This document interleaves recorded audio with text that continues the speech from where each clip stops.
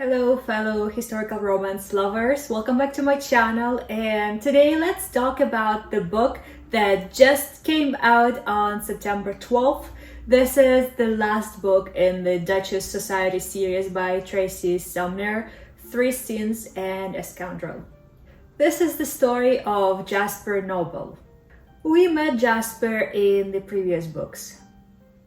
He was practically engaged to necessity, but then he ended up helping Nessie and Oliver get together. And he also had a role in Dash's and Theo's story. Jasper is supposedly a rookery lad, but Xander doesn't buy that, which means neither should we. So clearly, Jasper Noble has some secrets. And this book finally reveals the true identity of Jasper Noble. As a big fan of the Duchess Society series, I was very excited for this book, but I was also nervous. I was intrigued by Jasper from the previous books, but I was wondering, what is he really like? What is his story like? Am I going to like the man? Well, turned out this book actually exceeded my expectations. I loved the book very much and it's definitely 5 stars from me. This is a big time second chance trope. It has just the right amount of angst. It has very steamy scenes. And of course, it features the close male friendship within the Leighton cluster. In fact, the Leighton cluster men are up to some mischief as they help Jasper get the woman. And it's very funny when Toby is like, oh, Hilda's gonna kill me for this. It's fun to see that devotion that the Leighton cluster men show to their wives. Toby and Hildy are present a lot in this book, actually.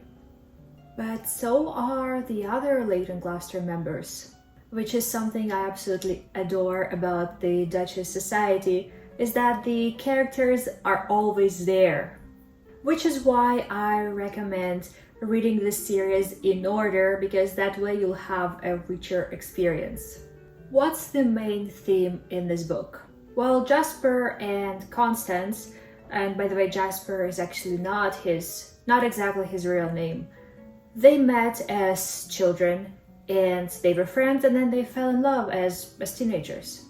And then they were unfortunately separated. Constance was forced to marry someone who's more suitable for her. And Jasper had no option but to let her go. Now Constance is widowed and she's going after what she wants, which is Jasper.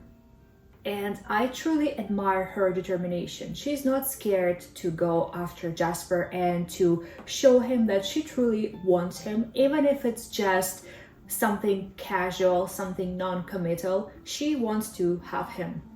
What I liked about Jasper is that he's actually a very vulnerable man, and he's trying so hard to keep that vulnerability hidden.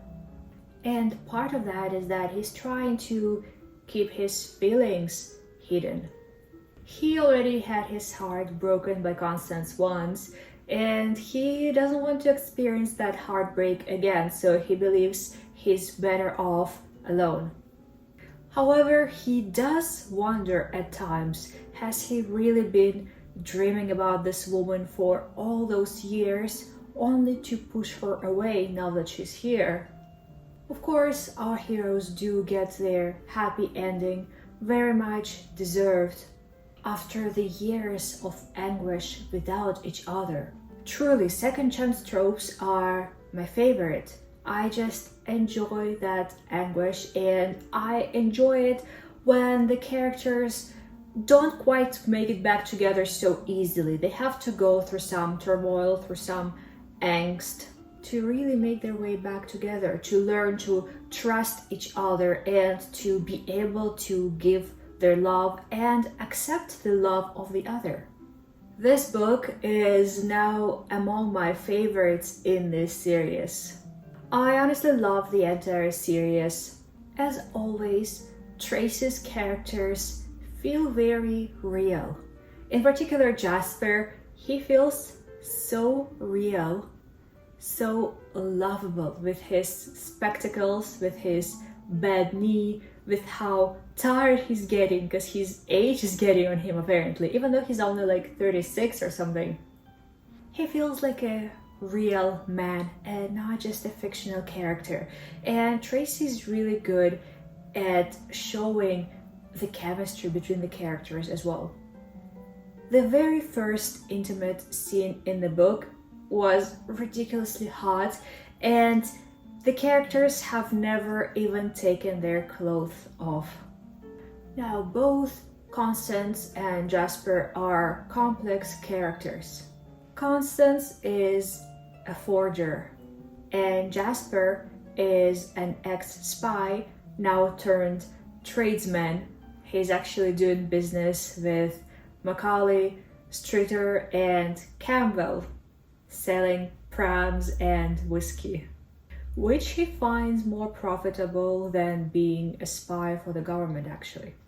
Now, because of Constance's profession, well, so-called profession, she gets in a little bit of trouble towards the end of the book, where Jasper of course has to save her.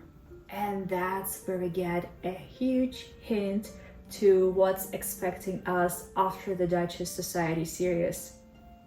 There is a new character introduced, and I believe we are going to meet him pretty closely in the new series that's hopefully coming soon.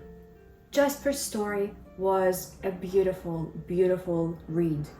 Again, very steamy, with the right amount of angst, very well written, with very well developed characters. I absolutely recommend you read this book, but make sure to read the Duchess Society books in order. If you have already read the book, please let me know what you thought about it. If you are still not part of the Leighton lovesicks family, well, I would love to welcome you aboard. Start this series by reading The Ice Duchess. You are guaranteed to love the Duchess Society. Thank you so much for watching this video about Jasper. I hope you have a wonderful day.